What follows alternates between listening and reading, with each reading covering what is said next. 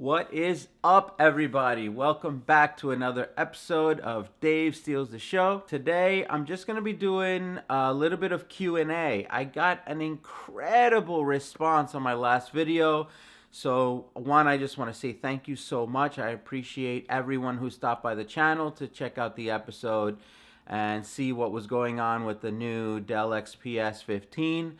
I'm still very excited about the laptop, but there are a few things I wanted to talk about, and I wanted to see if I could maybe turn this into a little bit of a Q&A because I did get a lot of questions.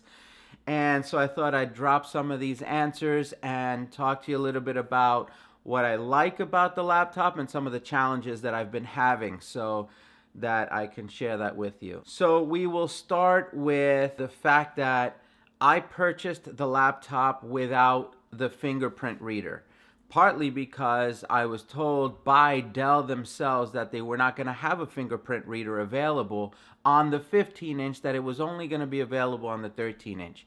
And so I made the decision to go ahead and buy it without because I was excited about it. It was a great laptop. Sadly, now I go online and I see that it is available with a fingerprint reader for an additional $25. So what are my issues with the laptop? A week later, I have loved using it. I still love the carbon fiber deck. I love that rubbery feel. It is a fingerprint magnet, so I find myself wiping it down because I'm just, OCD about that kind of stuff. And I try not to use the touch screen, even though the touch screen has been very cool. I touch it every now and then, but then I got to clean off the fingerprints because, again, I like my stuff neat and clean. Two issues I'm having with it. One, the control key on the bottom left of the keyboard is like stuck in a slanted position, and it works perfectly fine, but it drives me crazy. So I would have kind of even dealt with that, but the one thing I could not deal with was the headphone jack. Something has to be loose inside because when I'm listening to music, one side, my left ear, is crackly and very, very low, and the other one's perfectly fine. And I plugged in a few different headsets, and it was all the same. So I ended up calling Dell. They walked me through. They tried to fix the software. I can tell you one thing about Dell. They are very, very responsive, which is great. They tried updating the software for the audio. Maybe it was software and it was not software. So they are actually going to send me a brand new laptop. And so I'm using this one for now until the new one arrives.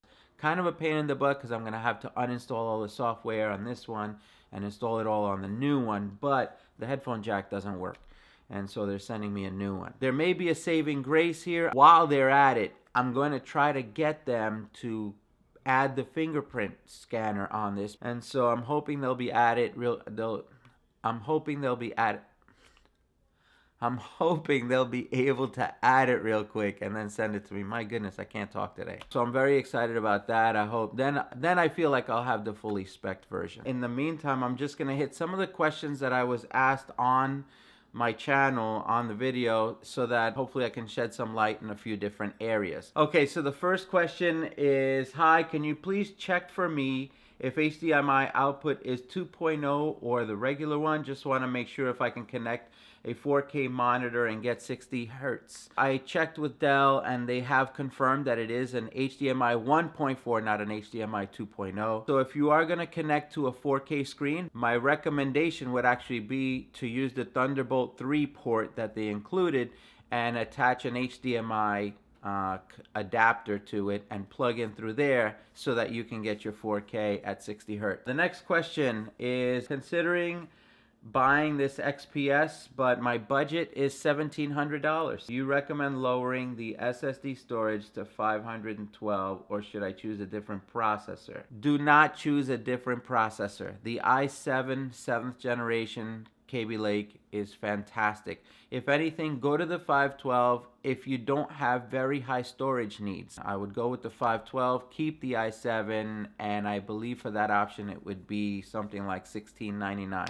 So you'd be right there and you'd have an excellent laptop. I read somewhere from someone for the previous year's version that they didn't like the placement of the fan/vents on the bottom. Cut off enough airflow, the fans would need to spin. I think you mentioned you use yours frequently. Yes, so I use my laptop on my lap. That's where I do most of my work. I don't have a really big workspace, but I have not had issues with it. The only time the fans really kick on is after I'm done editing video and I'm saving it. That's when the fans kick on. Otherwise, the laptop handles a pretty fierce workload without having to kick on the fans and without the laptop overheating. When it's time to do my video editing and everything else, I actually have a lap mate, and I put that on my lap, and then I put the laptop on top of that. And so I haven't had an issue, which is great. And right now, if I can show you, the laptop's sitting on the ottoman right there. You can see the fans are blocked, and it hasn't given me an issue. Battery life, I got loads of questions on battery life, and I've been watching other videos, and some people have gotten over 7 hours of battery life. I have not. That doesn't mean I won't, and it's really not fair to test the few different battery cycles. But the first one was 4 hours and 20 minutes, but again, it was my first cycle, and it did include a 1 hour long go-to meeting session with one of my coworkers who was somewhere else. That could have drained it. I have gotten up to about 6 hours and 25 minutes, 6 hours and 20 minutes. It was somewhere in that neighborhood, and that was just straight up like some Excel spreadsheet, some online work, and switching between the two, and then walking away from it. It would fall asleep, I'd come back, I'd wake it up, I'd keep working. So doing that, I got 6 hours and 20 minutes or so. I'm gonna keep playing with it. I'm gonna see if I can get to the over 7 hours that a lot of people have been getting. I have not, and we'll see where it goes from there. But I'll keep you all posted. How bad is the glare on the screen? When it's a black screen or when I'm watching a movie that's dark, I can see my reflection in it. It's not a matte screen, so I can see myself. When I'm working during the day with the spreadsheets and the screen is white and I have an Excel spreadsheet up, I do not see myself. So it doesn't reflect when it's white, but when it's black, it's gonna reflect. You're gonna see yourself almost to the point where it's a little distracting. So if you're gonna be doing a lot of media consumption or a lot of movie watching and it's black, you're gonna wanna do that with a matte screen instead of one of these glossy screens. Have you ever had the XPS series before? I'm planning to buy one in a couple months.